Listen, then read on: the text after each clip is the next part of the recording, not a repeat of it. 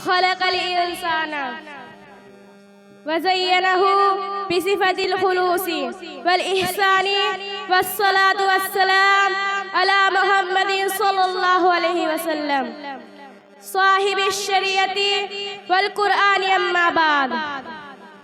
क़ाल अल्लाहु तआला अऊज़ु बिल्लाहि मिनश शैतानिर रजीम बिस्मिल्लाहिर रहमानिर रहीम वमा उमिरू इल्ला लियअबुदुल्लाह मुखलिसीना लहुद्दीन हुनफा व युकीमुस्सलाता व युतुज़्ज़काता व ज़ालिका दीनुल क़य्यिमा।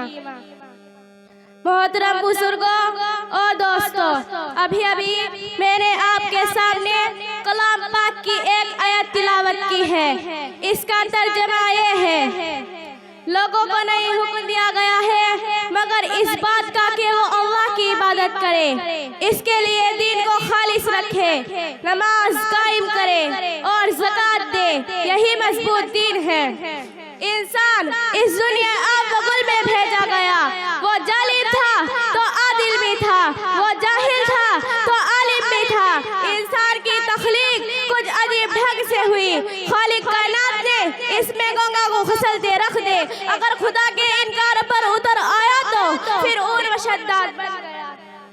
वाखिरु दावाना अल्हम्दुलिल्लाहि रब्बिल आलमीन। इस बच्ची के